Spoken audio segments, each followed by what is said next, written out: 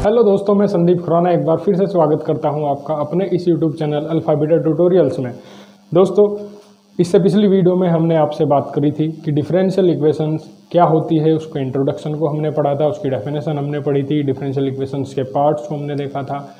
अब और उसके बाद हमने कुछ क्वेश्चंस भी सोल्व किए थे। ऑर्डर एंड डिग्री को हमने डिफाइन करने के बाद क्वेश्चन सोल्व किए थे। तो आज का जो हमारा लेक्चर होने वाला है वो डिफरेंशियल इक्वेशंस के अगले पार्ट पर होने वाला है, जो है फॉर्मेशन ऑफ डिफरेंशियल इक्वेशन। ठीक है, तो आज चलो इसमें शुरू करते हैं। लेकिन इससे पहले हम थोड़ा सा और डिस्कस करने की कोशिश करते हैं कि फॉर्मेशन ऑफ डिफरेंशियल इक्वेशंस को हम कैसे बनाएंगे, क्या करेंगे, क्या होगा, क्या नहीं। तो चलिए, सभी सवालों के जवाब आपको यहाँ पर मिलने वाले हैं। ठीक है, तो टॉपिक हमारा है भैया, टॉपिक हम यहाँ पर ले रहे हैं फॉर्मेशन ऑफ डिफरेंशियल इक्वेशन।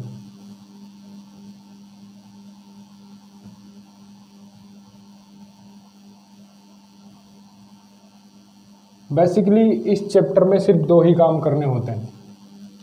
वो दो काम कौन से हैं? पहला तो आपको इसमें इंटीग्रेशन करना है, डिफरेंशिएशन करना है। यानी कि इसका मतलब यह है कि आपको जो कर्व गिवन होगा उस कर्व को डिफरेंशिएट करके इक्वेशन बनानी है, जिसका नाम होगा डिफरेंशियल इक्वेशन, जो हमारा टॉपिक है फॉर्मेशन ऑफ डिफरेंशियल इक्वेशन। मैं सभी से समझाऊंगा कि हम इसको कैसे बनाते हैं। ठीक है, दूसरा काम होगा कि जो डिफरेंशियल इक्वेशन आपको गिवन होगी उसको आपको सोल्व करना है। और आप ये भली भांति जानते हैं कि जो इंटीग्रेशन और डिफरेंशिएशन है वो एक दूसरे के रिवर्स प्रोसेस होते हैं। तो जो चीज़ अगर डिफरेंशिएट में दी गई है उसको अगर सोल्व करना है, वापस उसी कर्व पर पहुंचना है जहाँ से उसको निकाला था, तो इसका मतलब सीधी सी बात है आपको उसको इंटीग्रेट करना पड़ेगा। अगर आप उसे इंटीग्रेट करेंगे तो वापस वही हमारा कर्व आ जाएगा। ठीक है, तो चलिए हम बात करते हैं फॉर्मेशन ऑफ डिफरेंशियल इक्वेशन की। लेकिन उससे पहले मैं एक छोटा सा टॉपिक और आपके सामने डिस्कस करना चाहूँगा, जो हमारे कंसेप्ट को बूस्ट करता है। कंसेप्ट को बूस्ट इसलिए करता है कि हमारे पास फॉर्मेशन ऑफ डिफरेंशियल इक्वेशन को बनाना कैसे है। ठीक है, तो मैं यहाँ पर लिख देता हूँ उसके कंसेप्चुअली हम इसको पढ़ रहे हैं। देखिए क्या कंसेप्ट हमने यहाँ पर बनाया है। ठीक है, देखिए अगर मान लो आपको ऑर्डर की बात करें कि ऑर्डर क्या होता होगा, मैं छोटा सा आपको डिफाइन करने की कोशिश करूँगा। ऑर्डर मैंने पिछली बार आपको बता दिया था कि हाईएस्ट डेरिवेटिव हमारा जो होता है वही ऑर्डर होता है। तो चलिए मैं थोड़ा सा और आगे बढ़ता हूँ। जैसे मान लो आपको किसी ने दिया सेकेंड डेरिवेटिव इक्वल्स टू कोई 2 नंबर दे दिया। ठीक है, तो मानता हूँ कि ये कोई डिफरेंशियल इक्वेशन है किसी की। आप भी जानते हैं कि ये डिफरेंशियल इक्वेशन है क्योंकि इसमें डेरिवेटिव्स आया हुआ है। ठीक है, नहीं डिफरेंशियल कोफिशिएंट आया हुआ है। अगर ये डिफरेंशियल इक्वेशन है तो अगर मैं आपसे पूछूं कि ये किस कर्व की डिफरेंशियल इक्वेशन थी, यानी कि इसको किस कर्व से बनाया गया था, तो इसका मतलब सीधी सी बात है आप क्या करोगे, इसको इंटीग्रेट करोगे। क्या करोगे? इंटीग्रेट कर देंगे। तो जब इसको इंटीग्रेट कर देंगे तो इंटीग्रेशन करने पर बोथ साइड, तो यहाँ पर क्या होगा dy/dx और इधर 2x और प्लस में कांस्टेंट वैल्यू जुड़ती है। ठीक है, नहीं लेकिन अभी भी आपका कर्व नहीं आया क्योंकि अभी भी ये एक डिफरेंशियल इक्वेशन के रूप में लग रही है, लेकिन c की वजह से डिफरेंशियल इक्वेशन नहीं है।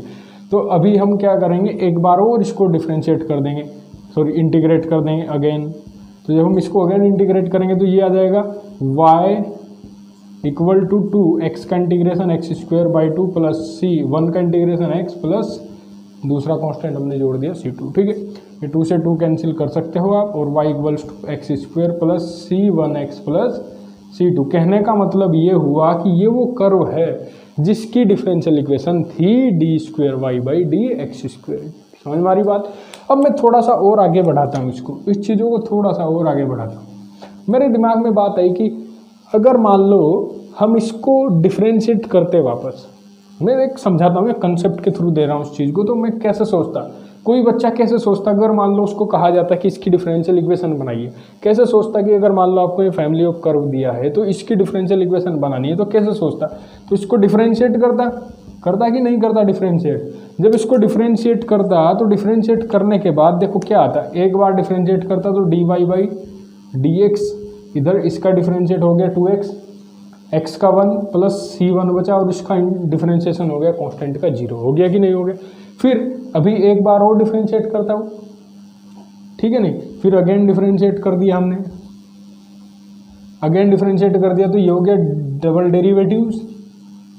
जब डबल डेरिवेटिव हो गया तो इधर कितना हो गया 2, x का 1 c1 0 हो गया। ठीक है, नहीं तो क्या उसने यहाँ रोका होगा?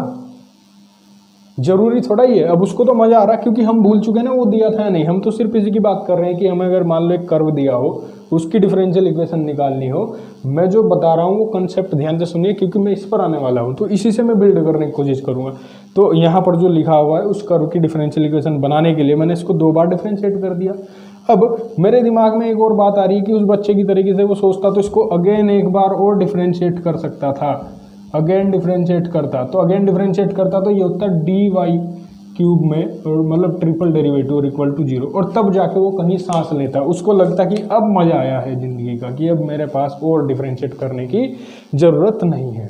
क्लियर होगी बात। इसका हमारी ज़िंदगी में क्या मतलब है सर, देखिए क्या होता है मैं समझाता हूँ। अब अगर मान लो मैं वापस इसको इंटीग्रेट करता तो क्या मुझे ये कर्व मिलता, तो मैं देखना चाह रहा हूँ कि क्या ये कर्व वापस मिल जाता।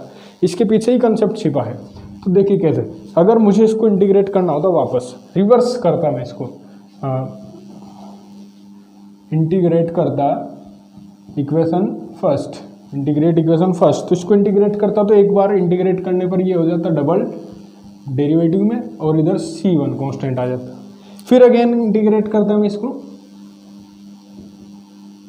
तो अगेन इंटीग्रेट करने पर ये dy बाई डी एक्स और बराबर C1 का x और कांस्टेंट एक और जुड़ गया। फिर एक बार और इंटीग्रेट करता क्योंकि मुझे लग रहा है कि अभी कर्व नहीं आया है, तो फिर अगेन इंटीग्रेट करता। तो अगेन इंटीग्रेट करने पर मिलता क्या वो देख लेता, y, इसका integration y C1 x square by 2 plus C2 x plus C3, और यहाँ आने के बाद वो थोड़ी देर को देखता कि ये कर्व और वो कर्व में थोड़ा दिक्कत है क्या, यहाँ पर C1 नहीं है, वहाँ पर C1 कांस्टेंट आ गया, आर्बिट्रेरी कांस्टेंट आ गया। तो इसका मतलब ये हुआ कि अब मुझे क्या करना चाहिए। उसके दिमाग में बात आई कि इंटीग्रेशन से तो हम कर्व पर पहुँच रहे हैं, लेकिन जो डिफ्रेंशिएट किया था शायद वहाँ कुछ दिक्कत है, वहाँ कुछ दिक्कत है। क्या दिक्कत है कि आपने यहाँ ज़्यादा डिफ्रेंशिएट कर दिया। तो इसका मतलब अब मुझे ये सोचना चाहिए कि मुझे डिफ्रेंशिएट कितनी बार करना है। अगर कोई डिफरेंशियल इक्वेशन बनानी है तो मैं कितनी बार डिफरेंशिएट करूँ, how many times of differentiate of the given curves, तो उसका कितनी बार डिफरेंशिएट करना चाहिए। तो उसका मतलब सीधा सा हुआ कि अगर मान लो आपके आर्बिट्रेरी कांस्टेंट कितने थे, देखो ध्यान से, यहाँ आर्बिट्रेरी कितने थे 2, और इसको 2 बार डिफरेंशिएट करता तो काम सही चल रहा था, लेकिन आपने 3 बार डिफरेंशिएट किया। लेकिन जब उसको हमने दोबारा इंटीग्रेट किया तो इसका मतलब हमारे पास कितने आए, 3 आर्बिट्रेरी कांस्टेंट आए। तो सीधी सी बात ये समझ में आती है कि जितने नंबर ऑफ आर्बिट्रेरी कांस्टेंट होते हैं उतने ही बार हम उसको डिफरेंशिएट करते हैं कर्व की इक्वेशन को, और डिफरेंशियल इक्वेशन निकालते हैं। ठीक है। इसी तरीके से अगर मान लो मेरे पास इसमें 3 थे तो 3 बार इसको डिफरेंशिएट करना पड़ता, इसलिए तो दोनों इक्वेशन अलग अलग है। क्लियर है। तो इसका मतलब यहाँ से कंक्लूजन क्या निकलता है सर, कंक्लूजन ये निकलता है कि अगर मान लो रिजल्ट इसका ये है कि जो इस कर्व में नंबर ऑफ आर्बिट्रेरी कांस्टेंट है उतनी ही इस इक्वेशन की जो डिफरेंशियल इक्वेशन की डिग्री होगी, यानी कि ऑर्डर जो हमारा होगा, सॉरी डिग्री, ऑर्डर जो हमारा होगा, ऑर्डर का मतलब होगा order equal to number of arbitrary constant. तो नंबर ऑफ आर्बिट्रेरी कांस्टेंट यानी कि जो डिफरेंशियल इक्वेशन में ऑर्डर बनता है वो किन के बिहाफ पर बनता है, वो बनता है आपका आर्बिट्रेरी कांस्टेंट के काउंटिंग पर। ठीक है नहीं, तो क्लियर होगी बात। ठीक है ना। अब देखो मैं कुछ और क्वेश्चन लगाता हूँ आपके सामने, थोड़ा सा और इसको कोशिश करता हूँ कि भाई देखो, अगर मान लो कोई आपसे ये पूछ ले कि काउंटिंग ऑफ आर्बिट्रेरी हमें कैसे काउंट करने होंगे, काउंटिंग ऑफ आर्बिट्रेरी कांस्टेंट। अगर मान लो आपको किसी कर्व की इक्वेशन में कुछ आर्बिट्रेरी कांस्टेंट गिवन हो और आपसे पूछे कि इनको काउंट करो, तो कैसे काउंट कर रहे होंगे। देखिए एक सवाल के जरिए इस पर हम लेते हैं क्वेश्चन। पहला जैसे मान लो किसी ने कहा कि हमारे पास लिखा हुआ है कि ax प्लस बी बराबर 0, इसमें बताओ कितने आर्बिट्रेरी कांस्टेंट है। तो आप ईमानदारी से बताओगे कि सर 2 है, आर्बिट्रेरी कांस्टेंट 2 है। लेकिन थोड़ा सा रुक के हम क्या कर सकते हैं, इसको थोड़ा सा सोल्व कर सकते हैं। कैसे सोल्व इसका किया जा सकता है कि मैं अगर डिवाइड कर दूं b से, किससे डिवाइड कर दूं, b से, डिवाइड बाई b, तो इसका मतलब क्या होगा कि a बटे b x b upon b बराबर 0। तो सीधी सी बात यहाँ a बटे बी एक्स और इधर 1 बराबर 0। अब मुझे देख के बताओ नंबर ऑफ आर्बिट्रेरी कांस्टेंट कितने हैं भैया, 1, क्योंकि यही तो है, उधर तो 1 कांस्टेंट हो गया ना। तो ये ध्यान रखना है कि नंबर ऑफ आर्बिट्रेरी कांस्टेंट कितना हो गया, क्योंकि कभी कभी ये दिक्कत हो जाती है, हम काउंट ही नहीं कर पाते, ठीक है नहीं। एक दूसरा था इस पे ही देखो, दूसरा क्वेश्चन ये होता है A X square plus B X plus C बराबर 0। अगर ऐसा तो इसको क्या करता मैं, फिर वही सी से डिवाइड करता। तो सी से डिवाइड किया तो A by C X square plus B by C X plus C by C बराबर 0। इसका मतलब A by C X square plus B by C X plus 1 बराबर 0। क्लियर हो गया। अब ध्यान से देखिए कितने आर्बिट्रेरी कांस्टेंट, 1 और 2, ये तो कांस्टेंट में गिना जाएगा। तो इसका मतलब number of arbitrary constant equals to 2। Clear है। लेकिन हर बार यही नहीं चलेगा कि हर बार मान लो ये केस बनता रहेगा। दिखाता हूँ कैसे, देखिए मान लो अगर क्वेश्चन ये हो के ना ये होता कि भाई y equals to A X square plus B X plus C, कुछ ऐसा होता। अब बताओ इसमें नंबर ऑफ आर्बिट्रेरी कांस्टेंट, लेकिन आपके तो दिमाग में बैठ गया ना, डिवाइड कर रहे थे हम।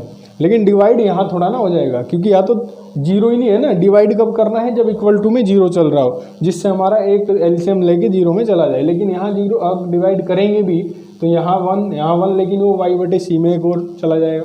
तो इसमें क्या रहेंगे, number of arbitrary constant equals to 3। Clear हो गई बात, ठीक है नहीं। एक और पैटर्न दिखाता हूँ, अगर आपने ये नोट कर लिया हो तो मैं इसको हटा दूँ एक बार।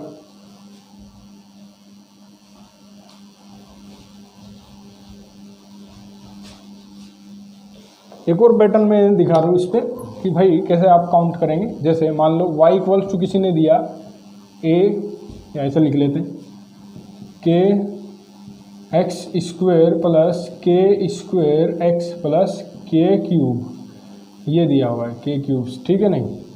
तो बताइए इसमें नंबर ऑफ आर्बिट्रेरी कांस्टेंट कितने हैं, बोलो कितने होंगे आर्बिट्रेरी कांस्टेंट। देखो ध्यान से समझना, ऐसे केस में आप उलझ सकते हैं, ऐसे केस में आप उलझ सकते हैं, क्योंकि यहाँ पर आर्बिट्रेरी कांस्टेंट का मतलब है हम वो वैल्यू रख रहे हैं जिन पर मान लो के स्क्वायर, यहाँ C1 C2 वाला केस नहीं है यहाँ पर था, या K1 K2 K3 वाला केस नहीं है, लेकिन यहाँ सिंगल है, स्क्वायर ही तो है, यहाँ के है, यहाँ के स्क्वायर है, यहाँ क्यूब है। इसका मतलब अगर आपने k इक्वल टू 1 रखा तो हर जगह रखोगे, एक जगह रखोगे, हर जगह रखा जाएगा। तो उससे देर रखने के बाद क्या आपके पास k बचेगा, इसमें कहीं नहीं बचेगा। तो इसका मतलब सीधी सी बात है ना कि जितने भी वैल्यूज आप बदल रहे हैं वो सबकी बदल रही है। यहाँ पर जब सबकी वैल्यू बदल रही है तो आर्बिट्रेरी कांस्टेंट कितना हुआ, एक ही तो हुआ। तो ऐसे केस में आपको ध्यान रखना है कि आर्बिट्रेरी कांस्टेंट कितना हो गया, 1। सही है। तो चलिए अब आते हैं अपने टॉपिक पर जो हमारा था formation of differential equation. I hope आपको ये चीज़ लग गया होगा कि भाई हम क्यों इसको उठा रहे थे, क्यों इसको नहीं उठा रहे थे टॉपिक्स को, ठीक है। चलो अभी इसको साफ करता हूँ। आइए अब देख लेते हैं फॉर्मेशन ऑफ डिफरेंशियल इक्वेशन क्या होता है। तो जब हम डिफरेंशियल इक्वेशन को फॉर्मेट करते हैं, यानी कि जब हम कोई भी कर्व की डिफरेंशियल इक्वेशन बनाते हैं, तो हमारे पास 2 रूल होते हैं। पहला, differentiate the given equation of the curve as many time as the number of arbitrary constant in it. In it मतलब उस इक्वेशन में जो दिए हुए, इन इट इक्वेशन, ठीक है, मैं ये लिख देता हूँ, इन इट इक्वेशन। मेरा कहने का मतलब हुआ है कि आपको डिफरेंशिएट करना है। कितनी बार डिफरेंशिएट करना है ये डिपेंड करता है किस पर, कि जो हमारे पास इक्वेशन गिवन है कर्व की, उसमें नंबर ऑफ आर्बिट्रेरी कांस्टेंट कितना है, ठीक है। दूसरी बात, अब आपने डिफरेंशिएट कर दिया, कितनी बार डिफरेंशिएट किया, जितने उसमें नंबर ऑफ आर्बिट्रेरी कांस्टेंट थे। उसके बाद करना क्या है कि उनको एलिमिनेट करना है। किन्हें एलिमिनेट करना है, जो आर्बिट्रेरी कांस्टेंट थे उनको एलिमिनेट करना है। अच्छा, फिर उसके बाद वही तो जो रिजल्ट होगा वही आपका डिफरेंशियल इक्वेशन बनेगा, ठीक है। अब मैं बिल्कुल देसी अंदाज में बोलूँ तो इसका मतलब सीधी सी बात यह है कि भाई सबसे पहला काम क्या है कि जो कर्व की इक्वेशन दी हुई है उसमें क्या काउंट कर लें, आर्बिट्रेरी कांस्टेंट काउंट कर ले। कैसे करेंगे अभी बताया है कैसे काउंटिंग होती है, ठीक है। उसके बाद उसका उतनी ही बार डिफरेंशिएट कर दो। फिर जो भी आर्बिट्रेरी कांस्टेंट थे अगर वो खुद ही हट गए तो अच्छी बात है, नहीं हटे तो हटाने पड़ेंगे। कैसे, एग्जाम्पल लेकर शुरू करते हैं। ठीक है, तो क्वेश्चन है यहाँ पर उठा रहे हैं एग्जाम्पल के थ्रू। पहला सवाल, ठीक, देखिए क्या कि y बराबर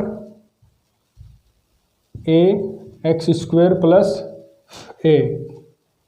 ठीक, देखिए ये बहुत इजी क्वेश्चन है। अभी मैंने बताया कि number of arbitrary constant count करना है। इसमें कितने आर्बिट्ररी कांस्टेंट है, बोलो कितने आर्बिट्ररी कांस्टेंट है? एक ही तो है, तो इसका डिफरेंशिएट कितनी बार करना पड़ेगा? एक ही बार करना पड़ेगा। तो इसको डिफरेंशिएट कर देंगे, dy बाई डी एक्स बराबर ए तो कांस्टेंट है, मतलब आर्बिट्ररी कांस्टेंट है, तो डिफरेंशिएट होगा एक्स स्क्वायर का, ये हो गया 0। तो यहाँ से dy बाई डी एक्स की जो वैल्यू आने वाली है वो क्या होगा 2ax। लेकिन अब बताइए, एक बार डिफरेंशिएट हो गया आपका, लेकिन क्या आपका आर्बिट्रेरी कांस्टेंट एलिमिनेट हुआ? नहीं हुआ ना। इसका मतलब ये नहीं हटा, तो इसको हटाने के लिए क्या करेंगे? हमें यही तो सवाल है, इसको ही तो हटाना है। जब ये हटेगा तो तभी तो हमारी डिफरेंशियल इक्वेशन बनेगी, जिसमें डिपेंडेंट वेरिएबल आएंगे या फिर डेरिवेटिव्स आएंगे जिसमें आर्बिट्रेरी कांस्टेंट नहीं होगा। तो इसको हटाने के लिए क्या करेंगे, इसकी वैल्यू निकाल लेते हैं यहाँ से। इसकी वैल्यू निकाल कर हम रख देंगे जो फर्स्ट इक्वेशन हमें दी थी उसमें। तो यहाँ से हमने इसकी वैल्यू निकाली, तो a की वैल्यू कितनी आई भाई 1/2x और dy बाई डी एक्स। ठीक है, और ये पुट कर देंगे फर्स्ट में, आंसर हमारा मिल गया। तो रखते हैं, देखो y इक्वल्स टू a की वैल्यूज हो गई 1/2x और यहाँ से आ गया d/dy। फर्स्ट डेरिवेटिव का स्क्वायर, नहीं फर्स्ट डेरिवेटिव और फिर x का स्क्वायर, फिर plus a 1/2x dy by d x और टोटल का स्क्वायर। ठीक है, आप इसको जितना चाहे सिंपल करके लिख सकते हैं। जैसे y इक्वल्स टू, यहाँ से कट कर देंगे, x स्क्वायर कट गया, यहाँ से कुछ नहीं कट रहा, तो ये बन गया 1/2 यानी कि dy बाई डी एक्स और into x plus 1/4x square dy by d x, और चाहे तो आप इसको कॉमन लेके भी लिख सकते हैं। तो ये आपका डिफरेंशियल इक्वेशन बन गया। ठीक है, अब नेक्स्ट,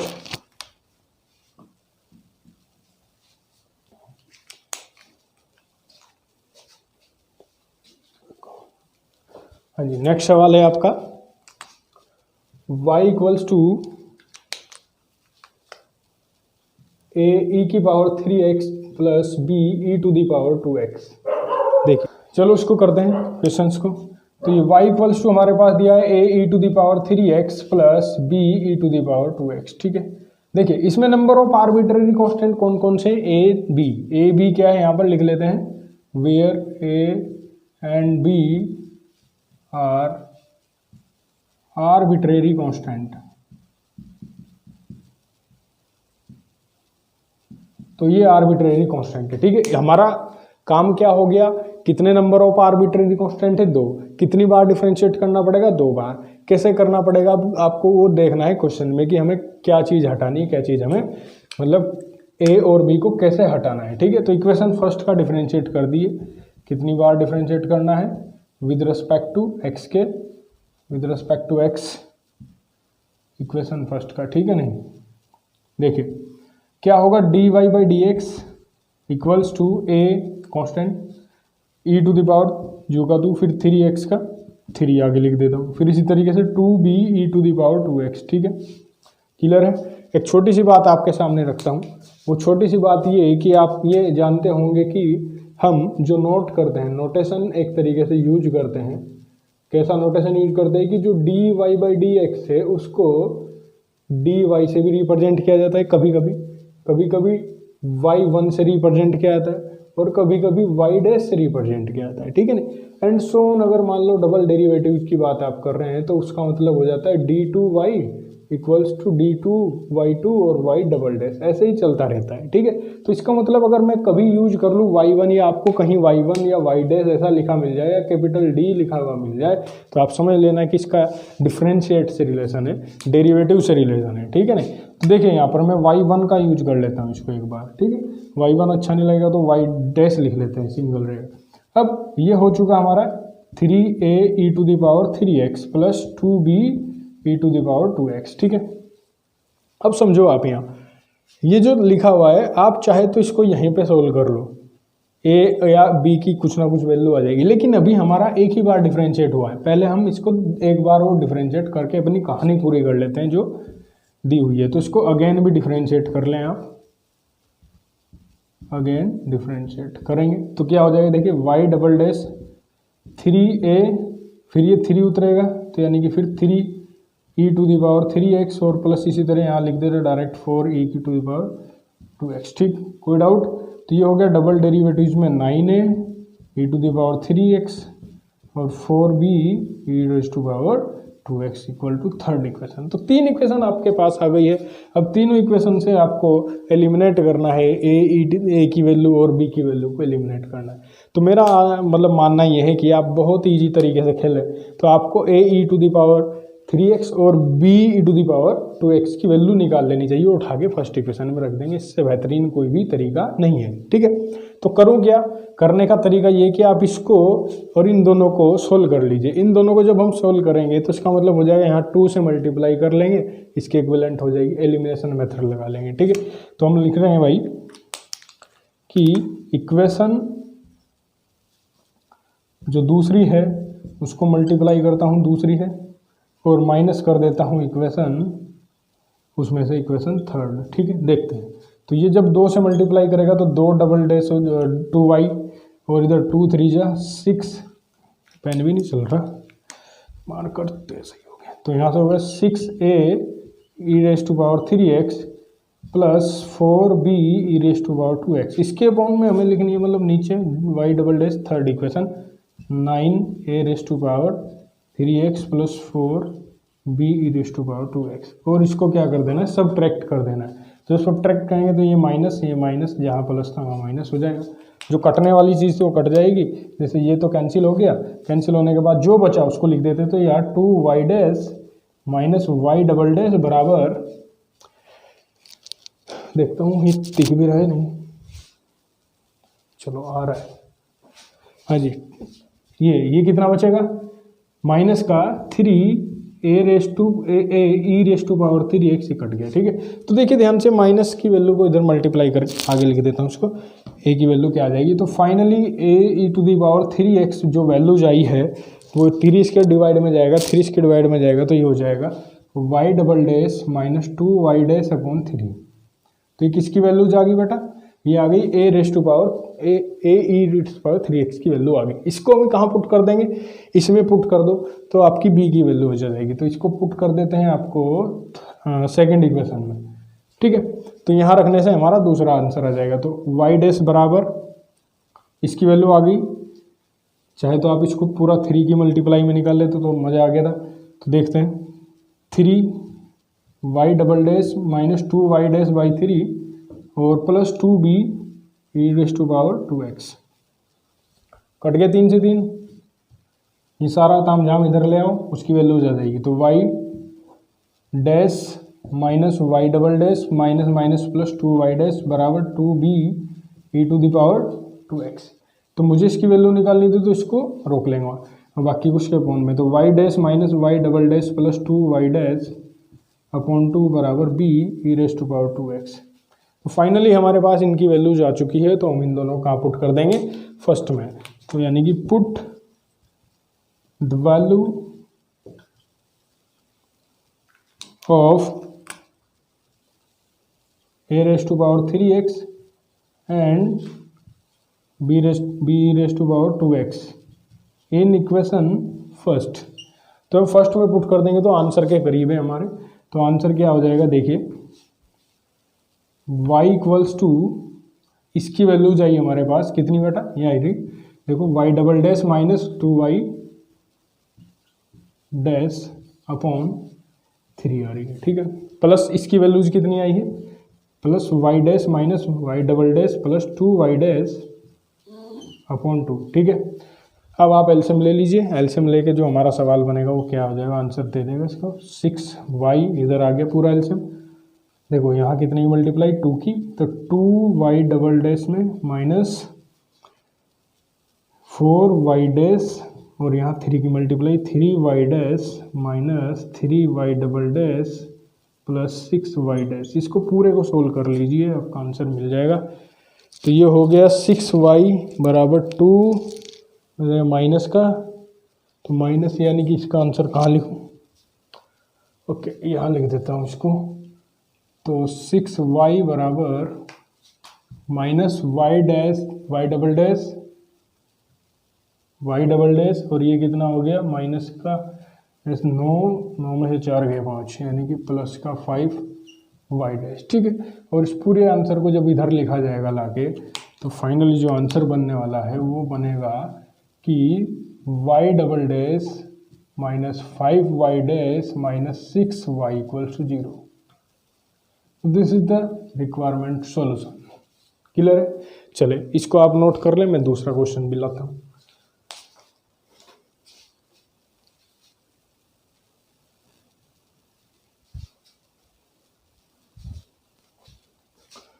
चलिए नेक्स्ट क्वेश्चन हमारे पास है। नेक्स्ट क्वेश्चन है हमारे पास, इसको भी हमें डिफरेंशियल इक्वेशन ही निकालना है। इसका भी एक कर्व की इक्वेशन दी हुई है, y equals to sine inverse का होल स्क्वायर है plus a cos inverse x plus b है, जहां a and b arbitrary constant है। ठीक है, तो करना क्या है, बेसिकली बात आपको दो आर्बिट्रेरी कांस्टेंट मिल रहे हैं, इनको आपको डिफरेंशिएट करना है और इसकी इक्वेशन को फाइंड आउट करना है। ठीक है, देखिए कैसे करते हैं, इसको लिखते हैं y equals to sine inverse x whole square में plus a cos inverse x plus b। तो पहला क्राइटेरिया तो आपको पता लग ही गया होगा कि आपको करना क्या है कि इसमें 2 बार डिफरेंशिएट करना है। तो एक बार ट्राई कर लेते हैं इसको 2 बार डिफरेंशिएट करने के लिए। तो जब हम इसको पहले डिफरेंशिएट करेंगे तो फर्स्ट टाइम डिफरेंशिएट होगा dy बाई डी एक्स, इधर पावर उतर गई और फिर साइन इनवर्स की पावर 1 रह गई। अब साइन इनवर्स का डिफरेंशिएट हो गया रूट में 1 माइनस एक्स स्क्वायर, ये 1 अपॉन में होना था लेकिन मैंने इसके अपॉन में लिख दिया। ठीक है, सही समझ में आ गया? या फिर मैं पूरा लिख देता हूँ, चलो। फिर इनटू साइन इनवर्स का डिफरेंशिएट हो गया रूट में 1 माइनस एक्स स्क्वायर। ठीक है, अब तो कोई दिक्कत नहीं है। Plus a constant cos inverse का डिफरेंशिएट हो गया माइनस का 1/1 माइनस एक्स स्क्वायर, बी का 0। बताओ कोई समस्या नहीं है ना? अब ध्यान से देखिएगा, अब मैं क्या करने वाला हूँ, इन दोनों का एलसीएम सेम, अगर इन दोनों का एलसीएम बराबर है तो इनके एलसीएम को लिख लेते हैं। देखिए एलसीएम कितना हो गया भाई, एलसीएम हो गया 1 माइनस एक्स स्क्वायर हो गया। ऊपर ही ऊपर क्या बचा है, साइन इनवर्स एक्स माइनस ए, ये बच गया। ठीक है, क्या हम इसको इधर मल्टीप्लाई कर सकते हैं? नहीं। अगर हमने इसको इधर मल्टीप्लाई कर दिया तो 1 माइनस एक्स स्क्वायर और रूट के अंदर और d y by d x के साथ इसने मल्टीप्लाई कर ली और इधर क्या बचा 2 साइन इनवर्स एक्स माइनस है। ठीक है, अब मेरा काम है कि कहीं ना कहीं से ए की वैल्यू या बी की वैल्यू निकालने का। ठीक है, अभी एक बार और डिफरेंशिएट रह रहा है हमारा। ठीक है, लेकिन मैं अभी नहीं कर रहा हूँ, थोड़ा सा सोच रहा हूँ कि सोल्व हो जाए हल्का सा, जिससे हमें थोड़ा आइडिया लग जाए। क्लियर है? तो मैं इसके लिए स्क्वायर कर दूँ दोनों साइड में, स्क्वायर बोथ साइड, जिससे हमारा रूट वगैरह हट जाए। ठीक है, तो जब हम स्क्वायर बोथ साइड करेंगे तो ये हो गया भाई 1 माइनस एक्स स्क्वायर, इसका रूट तो हट गया लेकिन इधर स्क्वायर में हमारा ये फंस गया। ठीक है, और इधर का टोटल होल स्क्वायर बन के चला है, तो साइन इनवर्स एक्स माइनस ए का टोटल होल स्क्वायर बन गया। क्लियर? अब इसको जैसे ही हम ओपन करेंगे होल स्क्वायर को तो देखते हैं क्या ओपन होगा। ध्यान से देखिए, 1 minus x square d y by d x का होल स्क्वायर बराबर, इसका स्क्वायर खोलना है तो 4 साइन इनवर्स एक्स का होल स्क्वायर, सही, फिर प्लस ए स्क्वायर वही, फिर माइनस 2ab, तो 2 अपने घर का और 2 ये, कितना हो गया 4, तो 4 और इंटू में ए साइन इनवर्स एक्स। कोई डाउट यहाँ तक बता दो? नहीं ना? अगर कोई डाउट नहीं है तो देखो ध्यान से समझना, इसकी वैल्यू हमें कहीं ना कहीं मिल ही जाएगी। तो इसकी वैल्यू कहाँ मिलेगी, इक्वेशन फर्स्ट से हम इसकी वैल्यू निकाल लेंगे। क्या होगी, इसको यहीं रोकता हूँ, ये सारा इधर आ जाएगा। ठीक है, तो मैं समीकरण 1 से इसकी वैल्यू निकाल लेता हूँ और इसमें रख देता हूँ। ठीक है, तो फ्रॉम फर्स्ट, ठीक है, इसको मान लेते हैं इक्वेशन 2। तो जो हमारे पास फर्स्ट इक्वेशन है वो ये रही, तो इसकी इक्वेशन हमने मतलब यहाँ से इसकी वैल्यू निकालने के लिए देखिए क्या करा है। हाँ जी, ये सारा इधर आएगा, तो साइन इनवर्स एक्स का होल स्क्वायर हम निकाल रहे हैं, तो ये बनेगा y minus a cos inverse x minus b, ये निकल गया। ठीक, ये सारा कहाँ पुट कर देंगे, सेकंड में, तो पुट कर देते हैं सेकंड में इसको, तो देखते हैं सेकंड में पुट करने के बाद क्या आता है। ठीक है, आइए देखते हैं इसको। तो ये बनेगा 1 minus x square d y by d x का होल स्क्वेयर बराबर, इसकी जगह हमने क्या रख दिया बेटा, इसकी जगह रख दिया हमने ये y वाला, तो 4 into y minus a cos inverse x minus b. कोई समस्या नहीं है ना। फिर plus a square minus 4 sine inverse x, ठीक है, 4 साइन इनवर्स x, ठीक है। अब देखो इसकी मल्टीप्लाई होगी 4 की, बेशक, तो जैसे इसकी मल्टीप्लाई होगी तो ये हो जाएगा, देखते रहें, हाँ जी, 4y minus 4a cos inverse x minus 4b plus a square minus 4 sine inverse x, ठीक है।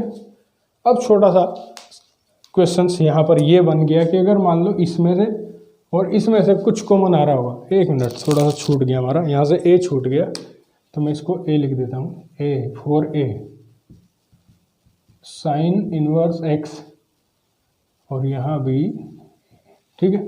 तो अगर यहाँ से कॉमन लिया जाए तो 4a कॉमन आ रहा है, तो देखिए 4a कॉमन आ रहा होगा तो कैसे इसको लिखे जाएंगे, तो 1 minus x square d y by d x का होल स्क्वेयर, तो हमने इन दोनों से कॉमन लेना है। उससे पहले 4y लिखा हुआ है, इसको लिखा रखें, इन दोनों से माइनस का 4a कॉमन आया तो ये अंदर ही अंदर बन गया कोस inverse x plus sign inverse x, बना कि नहीं बना, और प्लस में ए स्क्वेयर, ठीक है।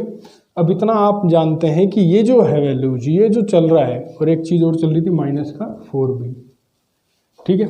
ये जो हमारे पास कंडीशन आ रही है, ये है क्या चीज़, ये है आपने जो दूसरा चैप्टर पढ़ा होगा 11th का, इन्वर्स ट्रिगोनोमेट्री का एक रिजल्ट। तो यहाँ से हमें क्या मिलता है, इसकी वैल्यू π/2, तो d y by d x का whole square equals to 4y minus 4a, इसकी वैल्यू हो जाएगी π/2, ठीक है।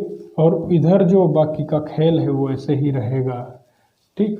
तो फाइनली यहाँ से जो हमें निकल के आया है वो हमारे पास ये आया है, ठीक है। अब मुझे इसका डिफ्रेंशिएट करने में कोई भी दिक्कत नहीं है क्योंकि ये सारा कांस्टेंट है और ये 0 हो जाएगा, और यही हमारा काम होता है कि एलिमिनेट करना होता है जो हमारे पास आर्बिट्रेरी कांस्टेंट है, ठीक है। अब मेरा एक बार डिफ्रेंशिएट तो रहा ही है, तो इसको अगेन डिफ्रेंशिएट कर देंगे हम। तो जब इसको अगेन डिफ्रेंशिएट कर देंगे तो ये हो जाएगा,